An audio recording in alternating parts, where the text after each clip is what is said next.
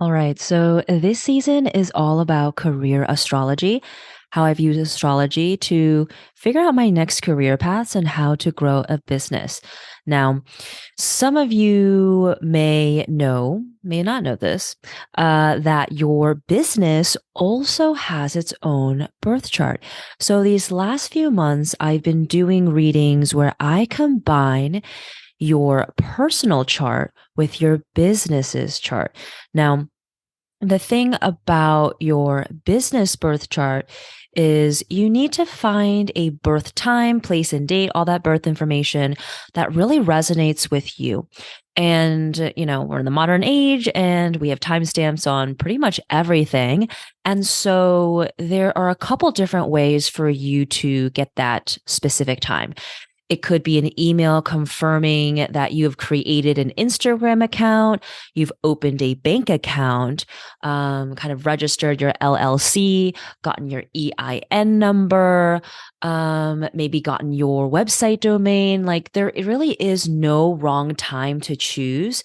And just pick one that you really resonate with. My client yesterday, she had sent me one time and then she's like, wait, never mind, use this. So kind of really tap into your body, your intuition to understand which timestamp, which birth information really resonates the most with you. Now, if you've been operating your business for a couple years, this is my fourth year in business, you may have two timestamps, two pieces or two sets of birth info. Now, I know that I have one when I registered my business as an LLC, or I think I used actually when I registered for the EIN number. I have like a specific timestamp for that. And then when I moved to California last year, I had to re register my business in California. And so there is also that timestamp.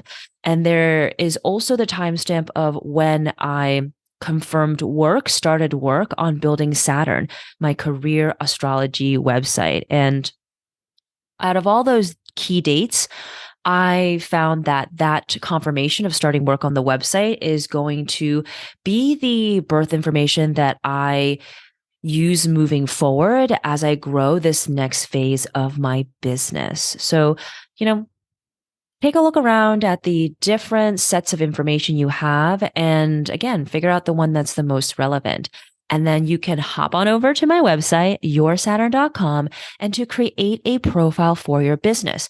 Now, once you get your profile for your business, you can look at all the different astrological placements like you would for your own, but view it from the lens of this is the persona, the personality of your business, almost like they are kind of like the silent partner in your business. And another way to approach it, it's because it kind of gets confusing when you start thinking about it in this way, because it's so new and so novel. That's kind of what my client had shared yesterday. She's very knowledgeable about astrology. She's like, well, but if I'm looking at my business astrology, like, how do I step into it? What does it mean for my business? I know what it means for a person, but what does it mean for a business?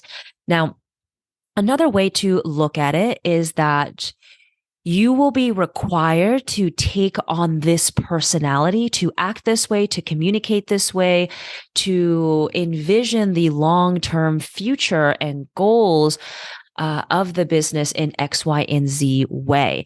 Now, you can think of it as putting on a costume, putting on a uniform, an outfit when you start working on your business.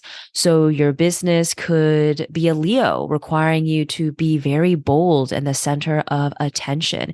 It could require you to, communicate in a very different way from your chart. And so, if you do have the curiosity and the inclination to kind of look at what your stuff is like compared to your business, I think it's very eye-opening. And with my free career astrology report, it's even easier because you kind of just read those couple paragraphs, receive what is your own, like personally, and then from your business perspective, read it, feel into it as if your business was a person and you're engaging with your business as if you were talking to someone, as if you're talking to a business partner. Because when you create your business, especially if, you start your business during a spiritual awakening, you are operating a spiritually led business, it's going to be more important and even more obvious that this is the partner that you have. And to take time in meditation through journaling to ask your business what it needs to thrive, what it needs to be seen and supported. So I'll cover sun, moon, and rising from a business perspective during this podcast episode. And if you have more questions, book a reading with me. I would love to share more about how you can better understand your business because even for myself, like there are times I'm like, I don't understand. Why is this not working? Why am I coming, like, why are these challenges coming up? I thought this was my path. And looking at the business astrology can be extremely, extremely helpful and understand why there is some friction that happens between you and the business. Okay. So for the sun sign is really about personality and how your business is going to move through the world, how it is meant to shine.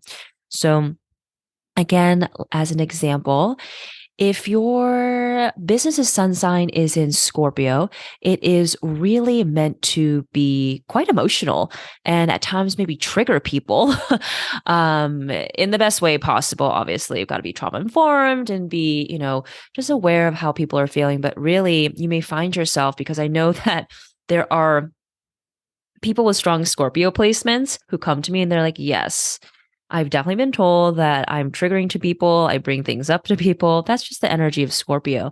And so if your business has a sun sign in Scorpio, it needs to really find an emotional outlet. It needs to be able to help people transform, have the ability to kind of maneuver and operate through change. And moving on to the moon sign is really about self-care and nourishment and how the business will kind of operate in terms of what it needs to feel nourished, what it needs to move forward. Now, it's also the internal world, how it processes emotions and healthy boundaries that is required. So let's say that your business's moon sign is in Capricorn. That means it really needs to be appreciated and seen for all the hard work that is being put into the business. If you are selling products and services that just you really are like loving, but it's kind of just going into like an echo chamber, into a black hole, it's not going to make the business feel good. It's even more important to be received and to be respected and to be that expert in the field. So when your business is feeling like it's a bit down, it's struggling, look to the moon sign to see how you can rejuvenate and self-care for it. Okay, so for the rising sign, this is how the business is perceived. This is how the business kind of perceives the world as well. It's kind of like the lens in which you kind of operate through. And with the rising sign in, let's say, what's a good one to pick? Aquarius, the business needs to be very futurist. Ability to be innovative, to do things differently, to kind of be very, very independent and kind of breaking all the rules.